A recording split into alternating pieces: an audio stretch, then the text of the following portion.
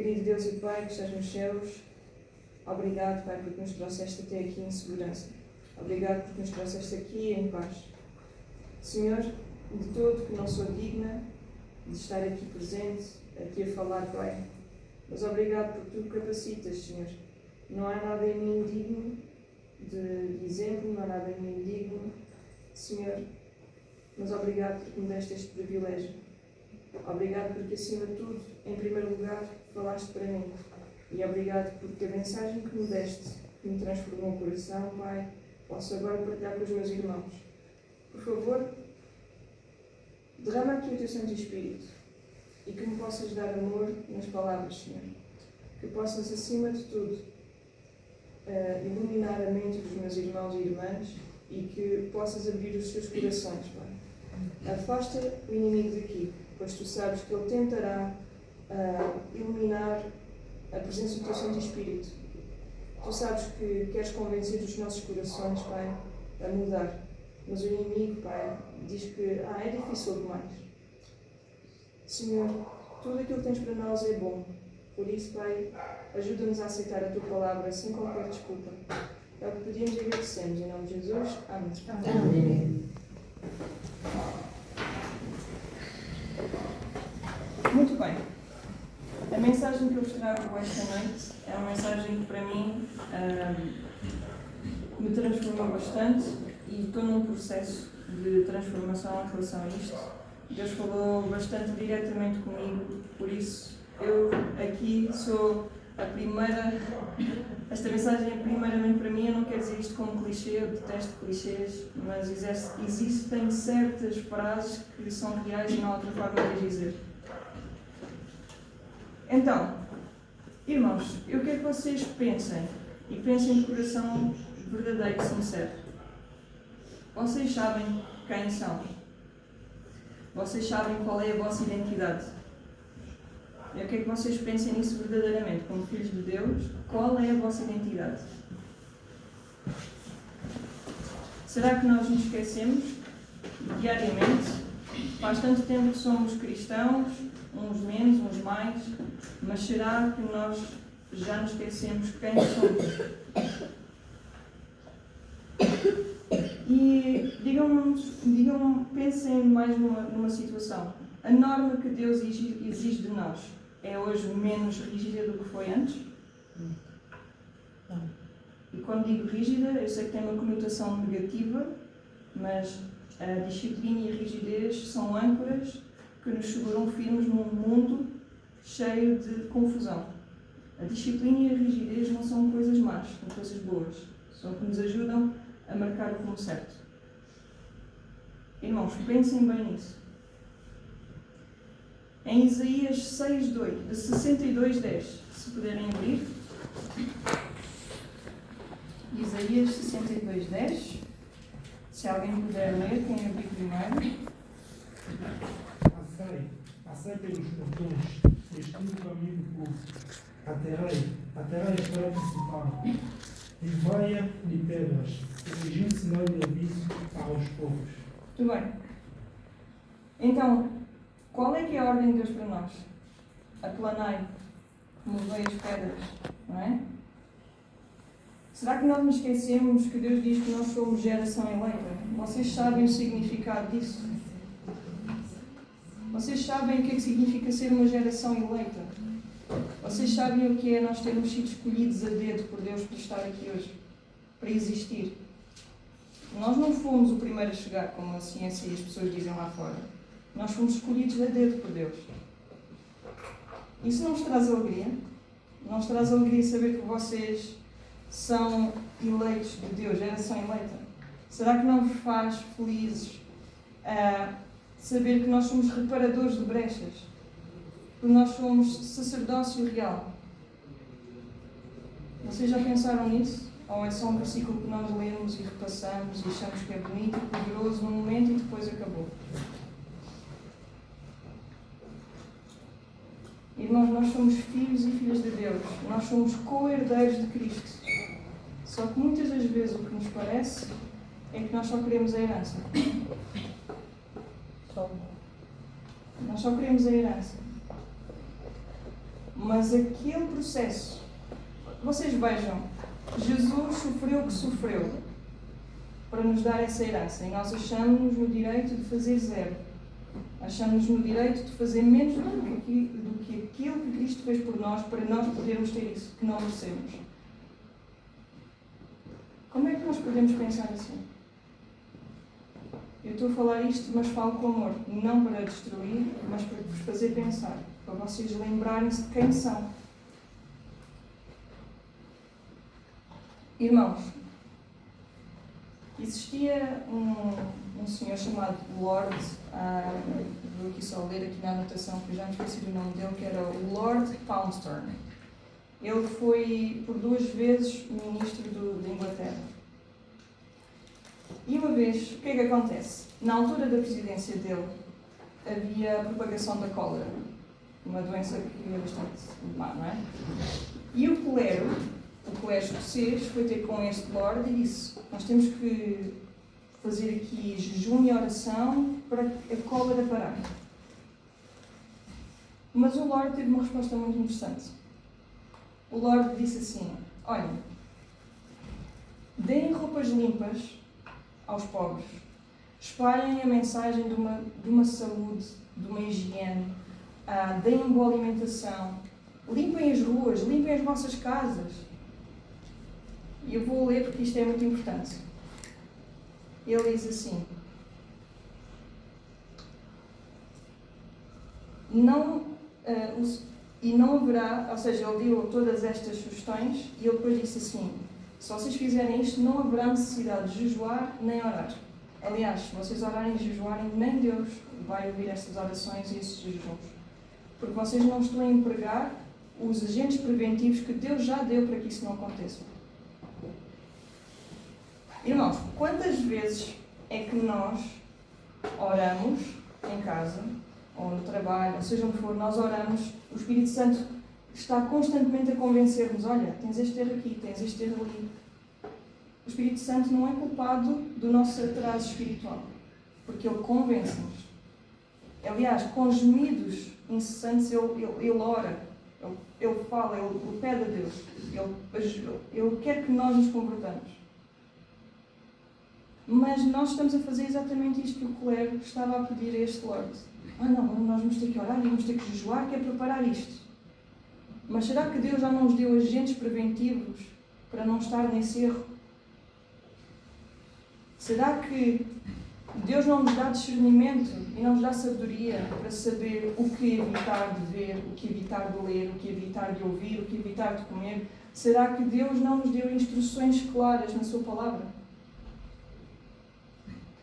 Se nós sofremos hoje e se estamos fracos é porque nós permitimos. Porque Satanás é inimigo vencido. No céu, quando ele foi expulso por 2 vezes. E vou explicar como. Uma vez ele foi expulso por Deus, mas os anjos até a morte de Cristo ainda estavam a tentar perceber. Tanto que em Jó, quem é que apareceu no céu? Satanás, certo? Mas quando Jesus morreu, eles perceberam a gravidade do pecado, a ponto de levar o Filho de Deus a morrer esta morte tão dura. Eles próprios disseram: não te queremos aqui. A partir daí, da morte de Cristo, nunca mais apareceu lá. Nem os anjos o queriam ver. Ele tem poder algum no céu? Tem algum poder com os anjos para tentá-los agora? Eles próprios viram a gravidade do erro, eles nem querem estar perto dele. É ou não é? Então porquê é que nós continuamos a dar poder ao nosso inimigo? Porquê é que nós continuamos a dar a arma na mão daquilo que nos quer destruir e matar e roubar e afastar da herança que nos está prometida? Porquê é que nós continuamos a dar essa força a alguém que já está vencido? Não faz sentido nenhum. Irmãos, eu dei o título, Deus inspirou-me para dar o título a esta meditação de Um Deus de Mãos Atadas. E quem ata as mãos a este Deus somos nós. Em vez de empregarmos tempo a ver coisas que não são de Deus, eu sei que isto é muito repetido, muitas vezes no púlpito, e se calhar não é repetido o suficiente. Mas a verdade é, se eu tenho a tendência de ver filmes ou ouvir música ou etc. Tudo aquilo que é contra o caráter de Deus. Lembremos, nós queremos a herança, não queremos? Então nós temos que cultivar um caráter igual ao de Cristo. Cristo iria ver filmes de violência. Por exemplo, se eu estiver a ter a cólera, neste sentido, imagina que a minha cólera aqui seria a ira. Qual é que é o agente preventivo que Deus me dá para eu não ter ira? Seria o quê? Desviar os olhos da violência, não é? Seria deixar de ver coisas com sangue. Quantos de nós é que sofremos com ira e continuamos a ver filmes de violência? Ou com palavras torpes, ou com as novelas, por exemplo? Quem ainda vê novelas, como é que consegue aniquilar a ira? Ou a traição? Ou entendem o que é que eu quero chegar? E depois ajoelhamos e jejuamos e oramos e dizemos: Senhor, por favor, tira isto de mim. Deus está assim. E diz: eu quero. Aliás, eu tenho o Espírito Santo a convencer-te, mas tu não queres largar. Eu estou assim, tu estás-me a pôr isto, tu estás-me a atar as mãos.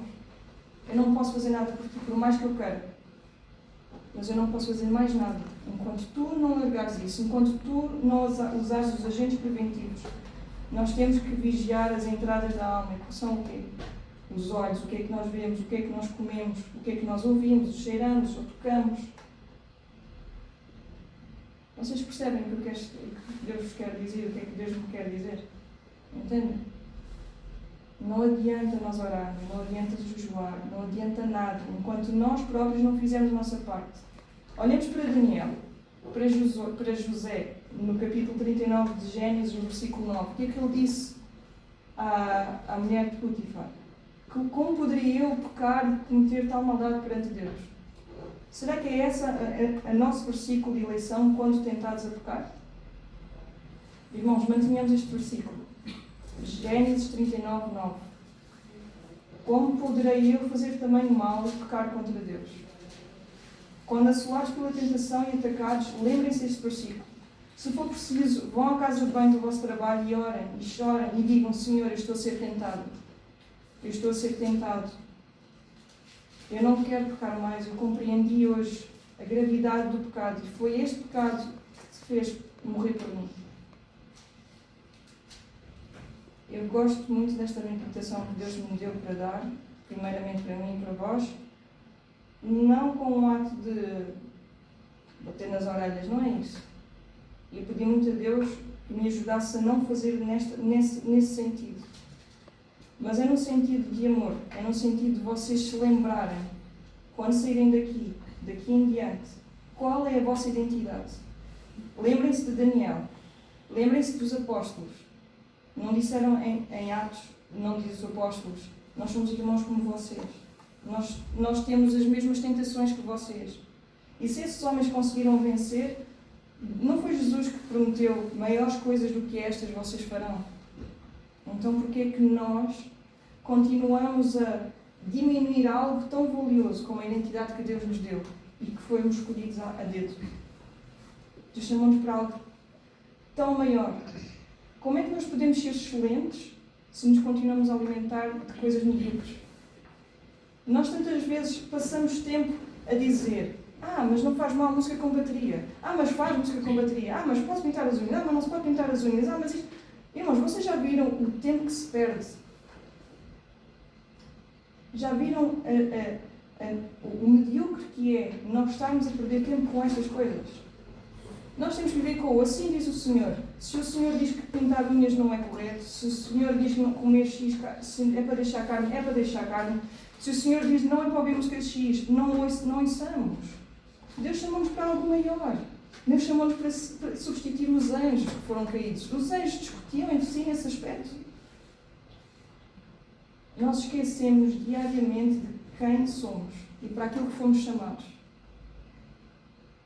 Por isso, aquilo que eu vos quero dizer hoje, irmãos e irmãs, olhemos para o alto. Olhemos para aquilo que nós fomos chamados. Unamos-nos. O Espírito Santo só vai cair. Os discípulos, o que é que fizeram para ter o Espírito Santo? Não se tiveram que unir. Não eram todos uma só mente, uma só voz, em Cristo? Então porquê é que nós continuamos a perder tempo com coisas tão claras que estão escritas na Bíblia? É porque... Eu sei porquê. Porque são as nossas cóleras. São as nossas pragas. São as nossas tendências. Mas lembrem-se, nós não estamos a batalhar contra um inimigo poderoso, mas sim vencido. Nós podemos estar a lutar contra as potestades, os principados e as forças do mal. 1/3. Mas vocês não se esqueçam que, além de termos Deus, Jesus e Espírito Santo, nós ainda temos 2/3 de anjos. Nós estamos em vantagem. Só perdemos se quisermos. Por isso, para terminar, eu faço um apelo que nós paremos de fazer as coisas como meros rituais, como meras cerimónias. Quando sentarmos aqui, nos lembremos que nós somos soldados de Cristo. Nós temos que parar de pensar que a igreja é um hospital. Eu dizia isso muitas vezes, mas Deus fez-me ver que nós não somos um hospital. Nós somos uma infantaria com enfermaria. Nós somos soldados. Efésios 6 convida-nos a vestir uma armadura. Nós somos soldados. E porquê é que nós somos uma infantaria? Porque nós temos que ir à guerra. E não é contra a carne, não é contra o meu irmão. Com o meu irmão eu tenho que pedir perdão sem errar, eu tenho que estar unido e aquilo que tem que prevalecer é, assim diz o Senhor. Se há uma discordância, irmão, olha, bom ponto, vamos descobrir na palavra de Deus o que é que está escrito e sigamos o que Deus diz.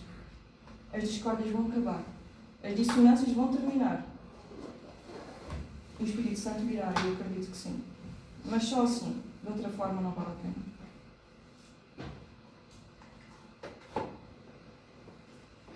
A norma não terminou, a norma não baixou. Se pudermos ler um último versículo, uma última passagem, está em Colossenses 3, 1-8. Quem abrir, possa ler, eu agradeço.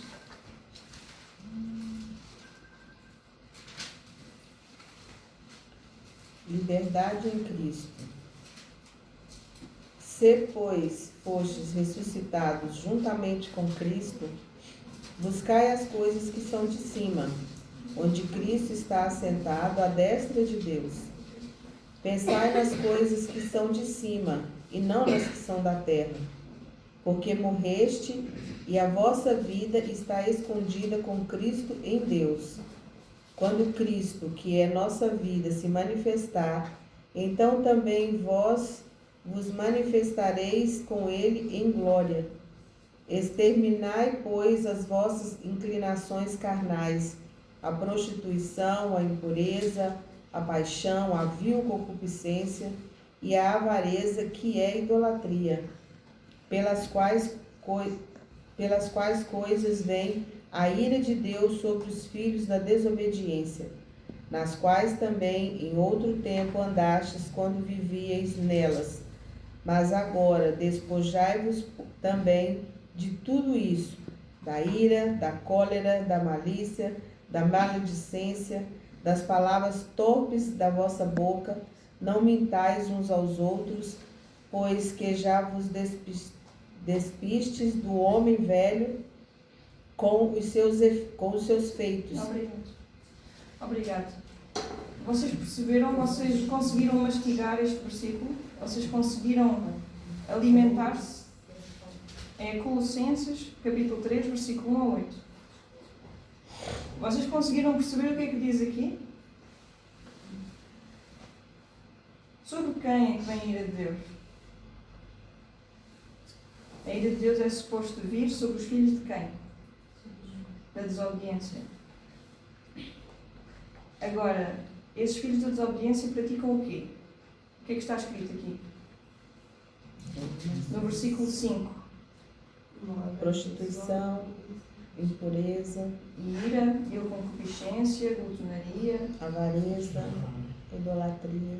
Então, se nós estamos a praticar isto conscientemente, porque os filhos de Deus que ouvem e que são convencidos do pecado que estão a cometer, é porque o Espírito Santo está a trabalhar neles.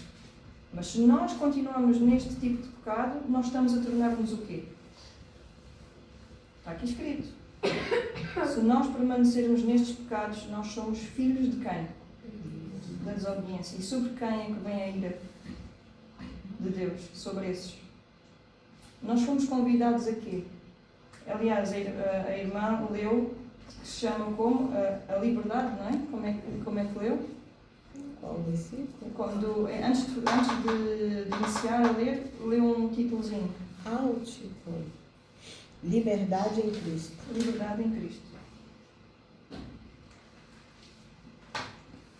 Por isso, irmãos, lembrem-se, todos nós podemos estar a sofrer destes pecados e mais, como a ira, etc. Palavras torpes é tudo que seja palavrão e conversa vulgar.